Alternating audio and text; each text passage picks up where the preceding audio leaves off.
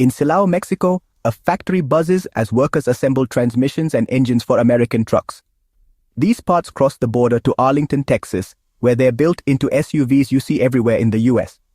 For decades, this cross-border supply chain has been the backbone of North American auto manufacturing. A delay in Silao means a shutdown in Texas. It's that tightly linked. But in Nuevo León, a new factory is rising, funded by China, staffed by locals, and filled with cutting-edge tech from Shanghai. This isn't just another cog in the old system, it's a disruptor, and it's making Washington nervous. The old order, US designs, Mexico builds, everyone profits, is under threat. China isn't just joining the game, it's rewriting the rules, using Mexico as its launchpad. The hum in Silao is the past, the clatter in Nuevo León is the uncertain future. The US-Mexico partnership, once a model of cooperation, is now a battleground. The supply chain is about to become the front line in a new trade war. Workers on both sides of the border are left wondering if the music is about to stop. The US auto industry doesn't just rely on Mexico, it's inseparable from it. Since NAFTA, the two countries have built a single cross-border manufacturing ecosystem. Car parts can cross the border up to 8 times before final assembly. This nearshoring system leverages Mexico's lower labor costs and proximity to the US market. It keeps vehicle prices down and North American manufacturing globally competitive. Mexico is the US's largest automotive trading partner, with tens of billions in parts flowing north each year. Major global brands, Ford, GM, Toyota, Nissan, Volkswagen, all have huge operations in Mexico. These factories are integral to the American auto landscape, supporting jobs and businesses on both sides. Any disruption, tariffs, border slowdowns, could halt assembly lines and threaten hundreds of thousands of jobs. The supply chain is so tight that even a minor hiccup can cause chaos. When Mexico moves, the entire US industry feels it instantly. Now China is moving in, fast. Chinese automakers like BYD, Great Wall Motors, and Chery are building massive plants in Mexico. They're not just assembling cars, they're making batteries, electronics, and body panels, aiming to supply both Chinese and American brands. Why Mexico? Because US tariffs block direct Chinese imports, but Mexican-made goods can enter the US under the USMCA. By producing in Mexico, Chinese firms can label their parts as North American, at least on paper. This isn't just about dodging tariffs. It's about gaining direct access to the lucrative US market. Chinese companies are leveraging Mexico's skilled workforce and trade access to launch a full-scale assault on the American market. The strategy embeds so deeply in the supply chain that their parts become essential. It's a bold move, and it's rattling Detroit and Washington. The old supply chain is being rewritten, and China is holding the pen. For US automakers, this is a direct challenge, one that could reshape the industry. The question isn't if Chinese cars will arrive, but how soon and how many. The stakes, billions in trade, and the future of North American manufacturing. The game has changed, and the US is scrambling to keep up. In Washington, Chinese investment in Mexico looks like a Trojan horse. The fear? China is using Mexico to bypass US tariffs and flood the market with cheap, state-subsidized goods. Chinese factories have massive overcapacity. They need to export, and the US is the ultimate prize. By assembling in Mexico, Chinese firms can exploit USMCA benefits, undermining the very tariffs meant to protect American jobs. Many of these plants import most components from China, doing just enough assembly to qualify as made in Mexico. US officials worry these are screwdriver plants, minimal local value, maximum trade advantage. The US built the USMCA to strengthen North America, but now it risks being used against them. If unchecked, Chinese firms could hollow out American manufacturing from within. The Trojan horse isn't at the gate, it's already inside. Washington faces a dilemma: protect its industry without wrecking its partnership with Mexico.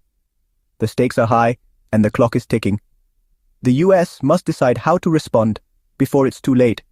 The future of American manufacturing hangs in the balance. To understand the tension, you need to know the USMCA, the rulebook for North American trade. It replaced NAFTA, setting strict rules to keep the benefits of free trade within the region. For cars, 75% of parts must be made in North America to qualify for duty-free status, a big jump from NAFTA's 62.5%. Core parts like engines and batteries face even stricter requirements. There are also labor rules. A portion of each vehicle must be made in factories paying at least $16 an hour. The goal: protect North American jobs and limit outside competition. But here's the catch. If Chinese firms assemble parts in Mexico, can they count as North American? The USMCA's complex formulas leave room for creative accounting. This legal gray area is where the trade battle will be fought. Billions of dollars and thousands of jobs depend on how these rules are enforced. If the US cracks down on Mexican goods, Mexico has powerful ways to strike back. Retaliatory tariffs would target key American exports, especially agricultural products from politically sensitive states. American corn, soybeans, and pork could suddenly become much pricier in Mexico, hurting US farmers and creating political headaches in Washington. Mexico could also target US industrial goods and, most critically, auto parts. Disrupting the supply chain would drive up costs for US automakers and threaten jobs. The most severe move? Slowing down border crossings with stricter inspections. For just-in-time manufacturing, even a 24-hour delay could shut down a US assembly plant. Mexico's message: disrupt us, and you'll feel the pain too. The economies are so intertwined that any trade war would hurt both sides. It's not a one-sided fight, it's mutually assured economic disruption. The US must tread carefully or risk triggering a crisis that spirals out of control. In this standoff, everyone stands to lose. The stakes are higher than ever.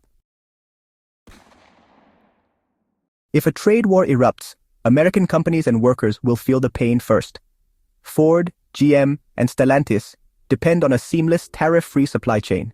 Tariffs or border delays would make engines and parts from Mexico more expensive or unavailable. Assembly lines could grind to a halt, forcing factories to shut down and workers to lose wages or even their jobs.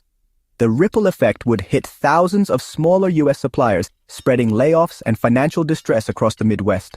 Higher costs would be passed on to consumers. Cars could jump thousands of dollars in price. Fewer sales would mean more layoffs, hurting families and communities. The entire US auto ecosystem is at risk, from Detroit's giants to Indiana's small workshops. What starts as a dispute over Chinese investment could end with American workers out of jobs and families priced out of new cars. It's a lose-lose scenario for everyone. The cost of conflict would be felt in every corner of the industry. The stakes couldn't be clearer. This isn't just about cars, it's about the future of global manufacturing and North America's place in it. The auto fight is a proxy war for economic power and geopolitical influence. The US is trying to pull supply chains home and protect its industrial base from China.